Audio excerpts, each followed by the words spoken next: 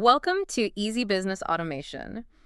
We are talking today to every small business owner who feels like they are just constantly running on the spot. Yeah, If that sounds like you, then you are definitely in the right place. absolutely. We know the biggest struggle isn't, a lack of desire or passion. It's just time. It's always time. You feel like you should be posting, you should be emailing, following up, but you're just too busy actually running the business. It's the classic small business paradox, really. The marketing becomes totally inconsistent. You get these huge bursts of activity on a Saturday when you finally have a minute, And then nothing. and then silence for weeks because you have to go back to serving clients. And that manual way of doing things, it's not just tiring, it's actually expensive. You're missing opportunities. Leads are just slipping through the cracks because you couldn't get back to them. Exactly. So today what we're going to do is talk about a bit of a shift in thinking. Looking at AI not as some complex, scary thing, but, well, think of it as a digital team member. Okay, I like that. And we're going to outline 7 specific workflows that build this always-on marketing engine that just runs in the background. And this isn't just theory. There's real data here. Businesses using this stuff report a, 37% faster response time to inquiries? Right, and this is the big one. An average of 6.2 hours saved per employee per week. 6.2 hours. If you're the owner, that's almost a full day back. It is. That is the difference between burnout and actually having time to think strategically or just go home early. Right. So let's reframe this. Why is marketing so hard for small businesses in the first place? Well, it's just a natural result of having limited resources. Yeah. Leads come in from your website, from social media, from everywhere. A constant stream. And because you're busy, those leads just sit there.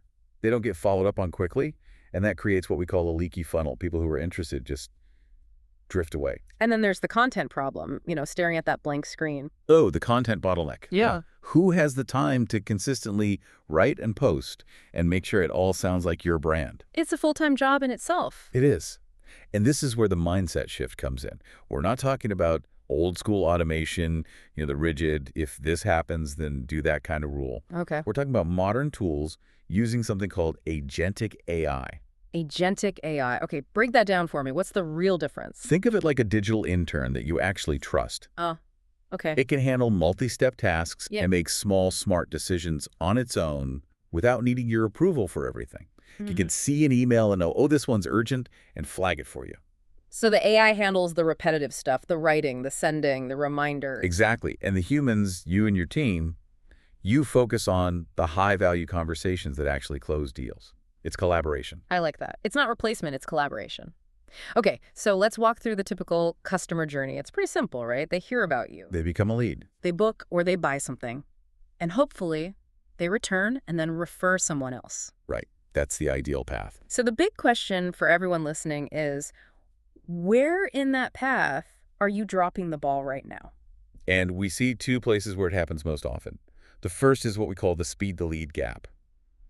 The data on this is, frankly, shocking. Okay. Leads that you follow up with in under 5 minutes. They are 9 times more likely to convert. 9 times? 9. Wow. Why is that 5-minute window so important? Because that's the moment of peak interest. They're on your website. They're thinking about their problem right now. If they have to wait until tomorrow morning for a reply, They've already moved on. They've found someone else. found your competitor who is faster.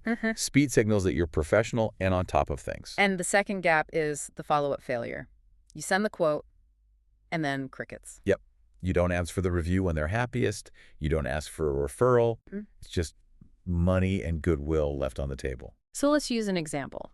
A fitness studio. Someone fills out a form at 10 p.m. on a Sunday. With a manual system, they wait, maybe until Monday afternoon. But with an automated workflow, they get an instant, friendly reply with a link to book a trial class right then and there. It captures that momentum. That consistent professional experience is what helps a small business compete.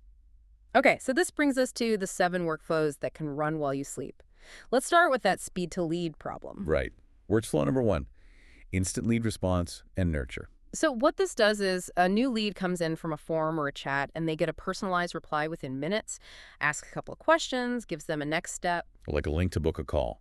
And, crucially, if they don't reply, it sends a gentle follow-up a day or 2 later, automatically. And the tech behind this is natural language processing, or NLP, so it's not just looking for keywords. No, it's smarter than that. NLP can actually understand the intent of the message.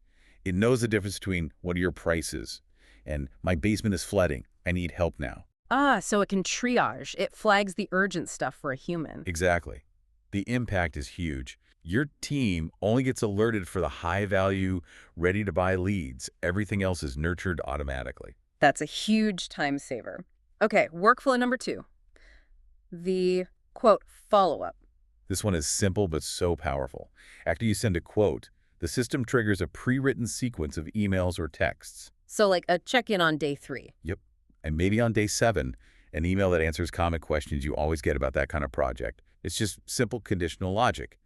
If the quote hasn't been viewed, send this reminder. It keeps you top of mind without you having to be the annoying salesperson who keeps calling. It's persistent without being pushy. I love that. Okay, number 3, and this is so important for local businesses. Review and referral requests. Yes. So the job is done. You mark it complete in your system, and an email goes out saying thank you and asking for a quick rating, 1 to 5 stars. But this is the clever part, right? The triaging. This is the clever part. It uses what's called sentiment-based escalation. If they give you 5 stars, They're happy. they're happy. So they automatically get sent a link to your public Google business profile to leave that review. And if it's a low rating? If it's a low rating, 1 or 2 stars, they're sent to a private feedback form instead. That is brilliant. So you get to solve the problem privately before it becomes a bad public review. Precisely. You build up positive social proof, and you protect your reputation at the same time. Okay, workflow 4 is about digging for gold in your own database. Reactivation of old leads. These are the people who inquired months ago and then just went quiet. They're sitting in your CRM doing nothing. Just gathering digital dust. Right. So the AI uses predictive lead scoring to find the ones that are most likely to still be interested. It's not just a blast to everyone. It sends a really personalized message. Like, hey, just checking in. Are you still thinking about that kitchen project? That's found money right there. Yeah. Turning dead leads into new opportunities. And very similar to that is number 5, win back for past customers. So this is for people who have actually bought from you before but haven't been back in a while. Exactly. And it uses their purchase history to make the message really relevant. So if you run a spa and a customer always booked a certain type of massage, You'd send them an offer related to that. right, the AI sees that pattern and sends a message that feels helpful and personal, not like a generic coupon. It's all about increasing that customer lifetime value. Okay, let's talk about the content headache. Workflow number 6. Weekly or monthly updates via email or SMS. This is a big one for owners who hate writing. The idea is you just provide a few bullet points. Like new team member or spring special. Exactly.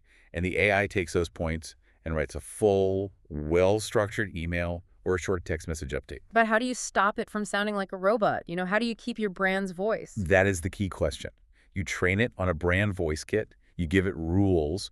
You tell it the tone you want, friendly, professional, funny, and words you like to use or words to avoid. So it learns to sound like you. Over time, yes. It means you can stay in touch consistently without spending hours staring at a blank page. That's a huge relief for so many people. Okay, last one. Number 7, content repurposing for social media. This is the ultimate work smarter, not harder workflow. The AI takes a piece of content you already have, like a blog post or even a detailed answer you wrote to a customer's email. And it chops it up into little social media posts. Exactly. It creates 5 different tweets, a couple of LinkedIn posts, an Instagram caption, all formatted correctly for each platform. It's a create once, publish everywhere strategy. So one good idea gets multiplied across all your channels. That keeps you visible without burning you out. It builds your authority and makes sure you have a consistent presence online. Okay, those 7 workflows are incredibly practical. But it also sounds like a lot. For the business owner listening who's already feeling overwhelmed, where do you even start? That's the most important question. And the answer is you start small.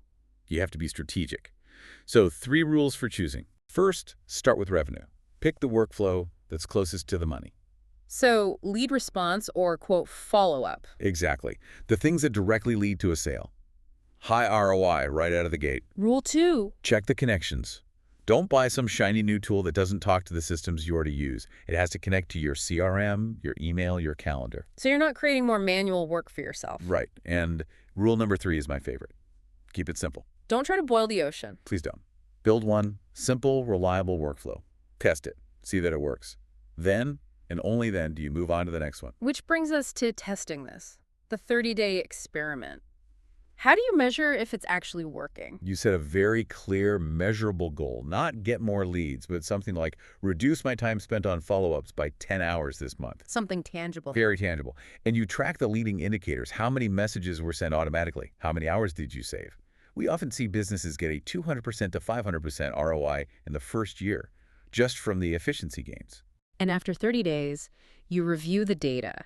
You see which messages worked, which ones didn't, and you tweak them. You're constantly making the system smarter.